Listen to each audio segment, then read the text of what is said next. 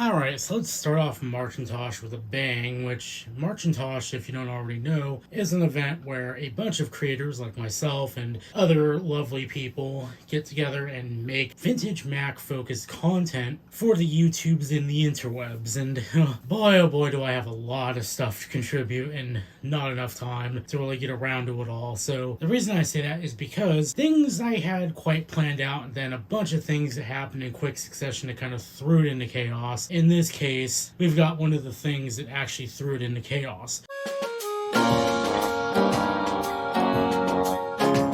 The story goes is I've been seeking out one of these machines or one of the similar designed machines for quite a while because they were kind of my grail machines, but really my grail machine is a Power Mac 9500 that isn't broken to bits inside. So that's kind of unattainable, at least for a price that I can afford. So my grail within reason here was a machine my friend owned, and my friend, who me and him go way back to when I was just exiting my teenage years, and he was the one who got me into computers, so to speak. So he had a Power Mac 9500. He ended up giving that Power Mac 9500 to me when he was able to score himself a Power Mac 9600. So I always saw that 9600 and just how beefy it was, and I was always enamored by it. I kind of lusted after one and made that my grail machine because, well, I actually had an 8100 as my very first Power Mac, and, well, those machines are kind of unobtainium in the state I want them in because they would require a lot of work and I don't have the means to really put them together. So, again, the 86, 96, and Power Mac G3 Minitower were all the grail machines I would want within reason because the plastics aren't as brittle and they're a little bit easier to maintain. I'm in another Discord chat where somebody actually had a Power Mac G3, or they knew where one was that somebody was selling, and I went over to have a look at it, and it was in some not so bad shape.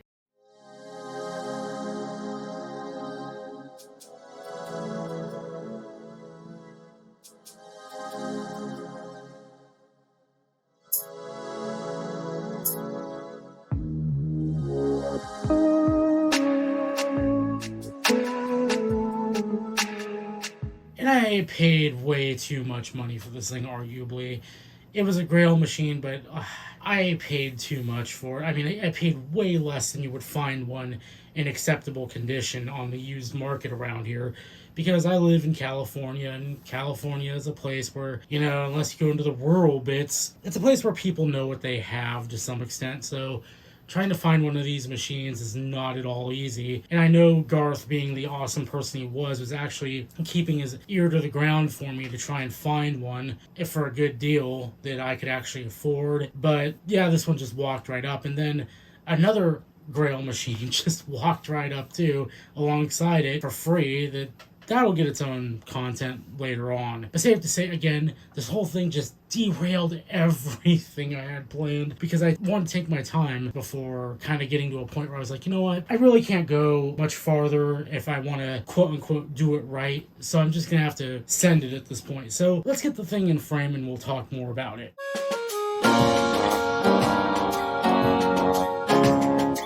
So here it is, a Power Mac G3 Minitower. And I already have a G3 desktop that was lovingly sent over by Ron's Computer Videos in trade for my 4400. But this is a machine that, again, I've always been looking for because it's just how kind of badass it is. And what's weird is people actually shuck the parts out of these cases and put them into something else. But we'll get to that in a minute because, oh boy, we are going to talk about that. This part is not going to have any power on because I'm still working on it, but to kind of, unfortunately, as you can probably guess from all the damage, the drives are all bad, every one of them. I've had to use liberal amounts of rust dissolver because this machine, as you can no doubt tell, was a complete and total rust bucket. And if we flip these little latches here, which I found this to be really cool, this one I'm gonna have to unscrew and probably lubricate because it's a bit tough. This one just flips right open. We can grab this handle here and just flip this right open, and there you go, you're in the machine. Now, as we can kind of see,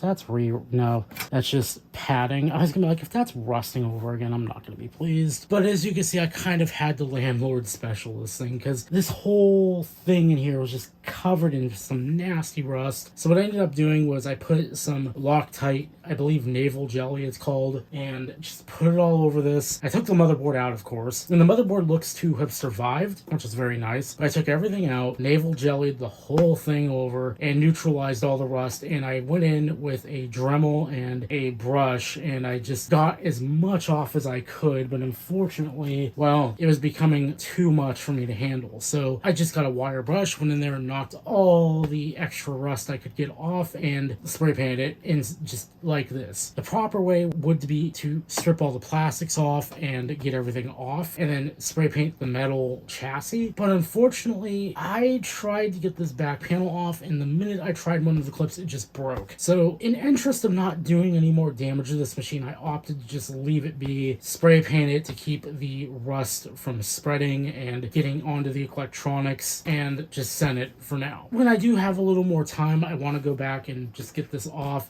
save the broken bits, and maybe reconstruct them as needed. But that's a project for future me, and I really have more stuff I want to get onto with Macintosh, so I don't want to just go and be like, yeah, we're going to spend all of Macintosh on this thing, because that wouldn't be very interesting now, would it? As we can see here, we have the personality card, which is the wings card. As you probably can no doubt tell from the pictures I've shown,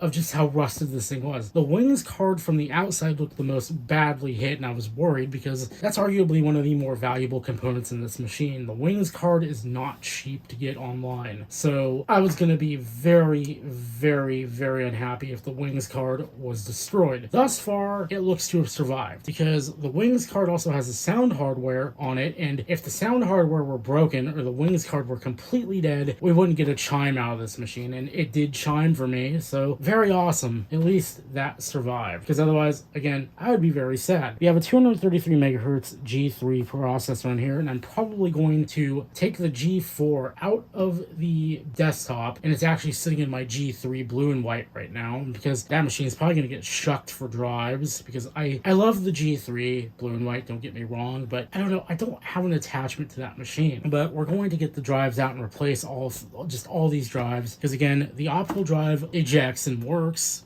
as far as that's concerned, but it won't boot off anything I throw into it, so I'm assuming the drive is just dead. The floppy drive just spits out anything I throw into it, so again, assuming it's dead. But also, we have a bonus, and something I probably need to clean up a little bit more. But we have a USB card that came in this thing, and that's a very nice bonus. This is a CMD 0670B based card, and it's got a little bit of rust on it, unfortunately, but it doesn't look too bad. If I fix that up very quickly with a Dremel, we'll deal with that later, because right now the basic things need to be done. So I mentioned talking about people shucking, I don't know if that's the right word, but we're going to roll with it, shucking the components out of this case and transferring them to a new one, because one of the things people actually did back in the day, as I was researching this, is they took the components out of here and put them into a standard ATX case. In fact, somebody on Twitter actually recommended that to me. They saw the case, and I was like, no. The whole reason I want this computer is because of the case. Because including this computer, I have 3 of these Gossamer motherboards, that's what they're called, and I could, if I really wanted to, I could do that, because I still have the G3 Molar Mac and the G3 desktop, which is crumbling to bits. If anything, the G3 desktop is the machine that really is a good candidate for putting into another case, because that machine is just falling to pieces right now. This machine, I don't know, I find this cool, so I don't want to lose that capability. Getting a power supply in and out of here is a bit of a pain. The fun part with the Gossamer architecture is kind of like the 4400 in a way. It feels really PC inspired. So I'm not gonna be able to probably show you on camera, but I can point it out in location. Over here by the PCI slots, there is a jumper, and it is called J28. But what that does is it controls the power supply, I believe, pinout, because this board can just accept a standard ATX power supply with no conversion whatsoever. And you can can see that because this power supply here is just a standard Antec Earth Watts. It is plugged straight into the board and it works perfectly fine.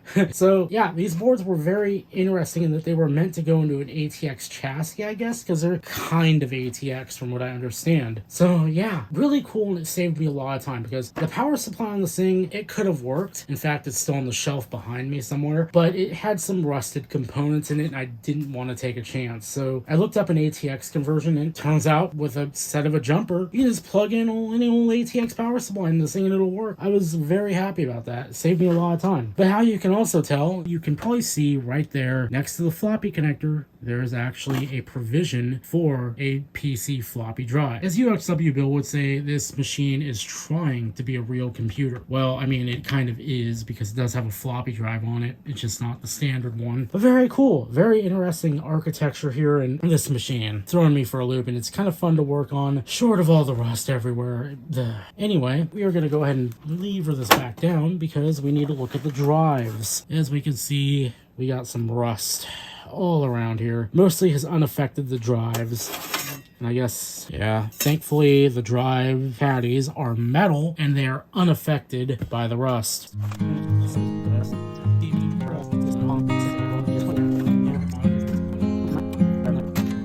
Yeah, that's got a little bit of rust here up. I'll have to knock that off with a Dremel real quick. So the floppy drive I'm just going to leave out because I do not have a spare one that'll fit this machine. I have spares that'll work for 68K Macs, like the old Quadra 700, but nothing for this particular Mac, unfortunately. So I'm going to have to go find some drives or clean up the ones I already have, of course. It would be nice to get this up and running again, but this is just ATA and those were a dime a dozen, honestly, which is quite nice because SCSI CD-ROMs are becoming harder and harder to find as time goes on. But yeah, let's jump cut and I will hopefully have some more drives. Yeah, we need to get the hard drive out, and that's all the way in the back, as you can see. It'll be a few seconds for you, but quite a long time for me. Alright, so I have made the executive decision. I'm not going to bother with the garage tonight, and I will just pull the drives off of my G3 beige desktop because, well, this machine's going to usurp that machine because they're both the same machine. Why would I have two of the same machine in service? So we're going to risk fording the river of that machine because it's likely to fall apart even more if I take it apart. Roll the montage.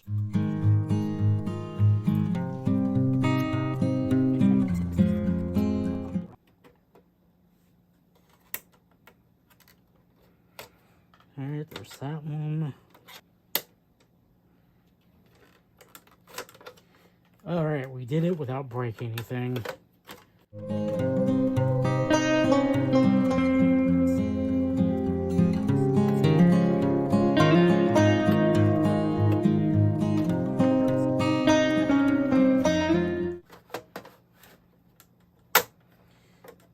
Alright, we did not break the plastic. I mean, we have our Bluetooth PCI slot cover, but that was pre-broken and pre-converted to Bluetooth before I got here, so what can you do? So I'm going to go ahead and get these drive carriers off, and, well, you don't need to see that. We'll join you back at the G3 Minitower. There we go, and no one will ever know our sins that we totally just swapped all those broken drives into here. Let's come in here and steal the memory because that's totally a cromulent thing to do here. These are the two 256 megabyte boys, and we want those, even though arguably don't need all of it. The other thing we want in here is the hard drive.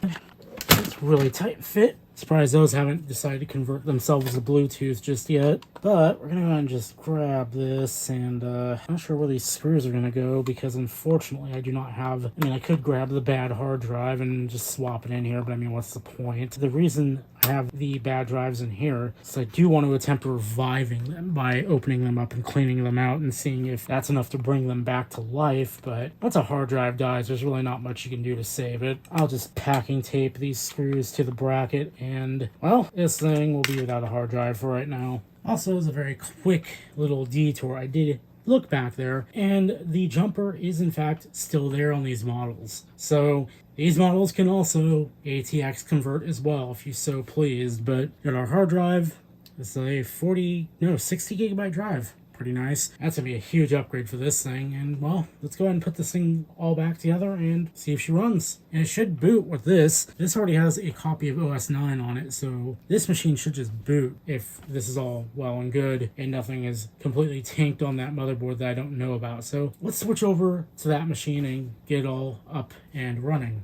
Ding, drives are done. Ding, drives are done. Ding, drives are done. Corny joke aside, let's go ahead and just get this thing put back together.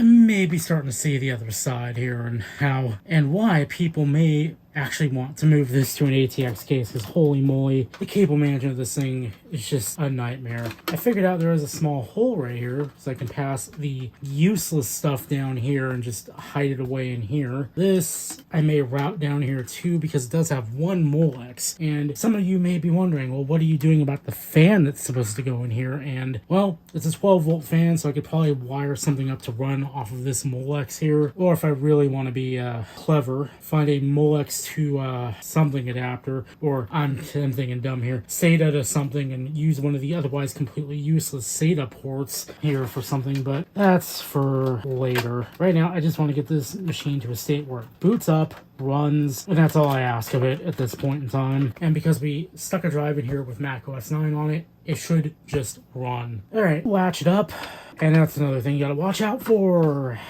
These latches like to get themselves turned around. I should get the side panel, but I am not going to because I'm lazy and I just want to get this done. This has taken up a lot of my time, as you can probably no doubt tell.